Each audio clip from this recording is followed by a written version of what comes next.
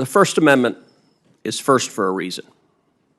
It guarantees not only the freedom of speech, but the right of the people peaceably to assemble.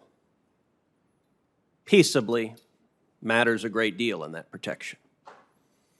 Without our First Amendment rights, rights that protect the countless ways in which people can peaceably express their social and political views, democracy wouldn't work. The right of the people peaceably to assemble and to demand changes, to petition their government for grievances, is in the very best tradition of America. No history of the United States, no recounting of the unending struggle to live up to our founding promises would be complete without recognition of the peaceful movements that have pushed this nation forward. From the abolitionists, to the suffragettes, to the countless brave and heroic souls who marched in support of the civil rights movement, peaceable assemblies have moved mountains in this country. And they still can. When America saw the horrifying video of a police officer killing George Floyd, a brutal killing that evoked for many the nation's long history of racial discrimination and injustice, Americans rightly and peaceably assembled to demand justice, justice for every American, regardless of skin color. But what began as legitimate protests against a vile act of abuse, sadly, were soon hijacked by opportunists and violent radicals. By early June, rioters had injured more than 700 law enforcement officers across the country and had murdered David Dorn, a retired officer who served St. Louis with honor for many years. They also damaged or destroyed countless buildings and businesses. In Minneapolis alone, rioters burned affordable housing and damaged over 400 businesses, many of them owned by African Americans, at a cost of well over $500 million in damages. In Philadelphia, police cars were set ablaze. In Seattle, rioters who damaged hundreds of buildings were granted and allowed to set up a so-called autonomous zone by local officials who all too predictably resulted in more crime, including 4 shootings that cost 2 young people their lives. The fact is, the people who took the streets because their hearts cried out for justice have become overshadowed by rioters and looters and those who cynically exploit the protest for their own evil ends. And those rioters aren't concerned about racial justice. Indeed, they're willing to make a mockery of the peaceful protest to advance their violent objectives. Their actions are profoundly racist, the rioters, as they destroy minority communities, minority businesses, and minority lives across this country. This shouldn't be complicated. Peaceful protests must be protected. Riots must be stopped. No one has a right to assault another person, to firebomb a building, to throw a Molotov cocktail into a police car. That's not exercising a constitutional right. That is terrorizing your fellow citizens.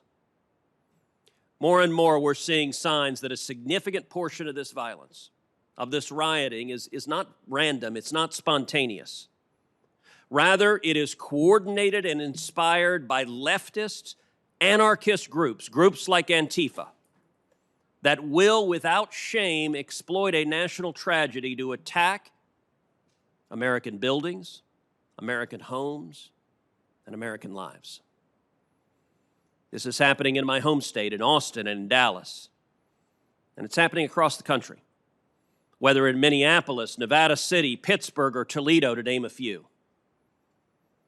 But tragically, nowhere more so than in Portland, Oregon.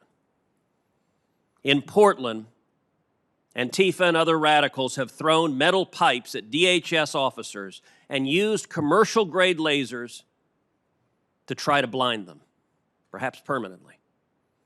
They launched mortar-style attacks with commercial-grade fireworks. They firebombed a federal courthouse. This is not peaceful protest. This violence speaks for itself.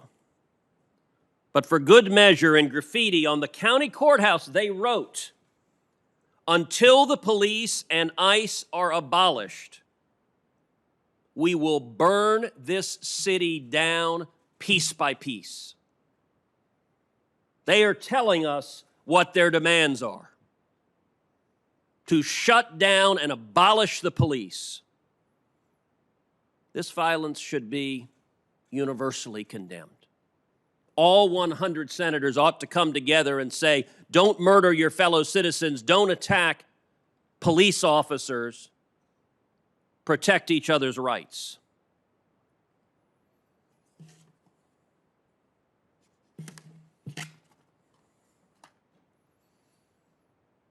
Instead of seeing leaders united, we're seeing too many local officials, mayors and governors, who've made a cynical decision that it's in their partisan interest to turn a blind eye to this violence, to turn a blind eye to the law enforcement officers being attacked on a nightly basis, and even worse than that, to demonize the police officers, to throw out terms like stormtroopers and Gestapo to describe federal law enforcement officers doing their jobs. It's for that reason that I've introduced legislation called the Reclaim Act. The Reclaim Act provides that if you as an American, if you are injured, if your property is damaged, if your home is burned to the ground, if your business is looted and destroyed during a riot, as a result of a decision of political leaders to deny you police protection, that you have a federal cause of action to sue the municipality or the city that has denied you police protection and has willfully looked the other way while your life was endangered, while your home or business was burned to the ground. Denying fair protection of law enforcement is a civil rights violation for any American who is denied. Just days after George Floyd was killed, Representative John Lewis, whose passing the nation just mourned, he said, quote, "Rioting, looting, and burning is not the way. Organize, demonstrate, sit in, stand up, vote." Representative Lewis is exactly right. We all have a right to free speech, and we should protect that right vigorously. But we should also be united in condemning political violence and condemning domestic terrorism, and to understand just what is happening on the ground, what the heroic men and women of law enforcement are facing right now. It's helpful to see directly what's occurring, and there's a video that should display this now.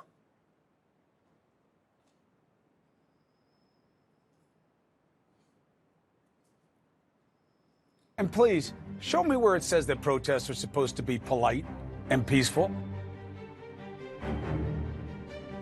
With this faith, we will be able to transform the jangling discords of our nation into a beautiful symphony of brotherhood. To stand up for freedom together, so let freedom reign.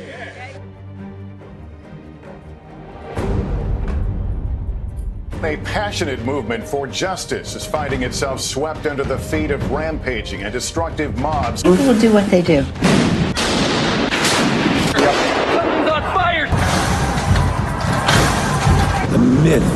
that's being spread only in Washington, D.C. 77-year-old David Dorn was shot to death as a pawn shop he was protecting was being looted. Federal Protective Service officer Dave Underwood was killed. Authorities say it was a targeted attack on law enforcement. This is ridiculous. These people are tearing up our livelihood.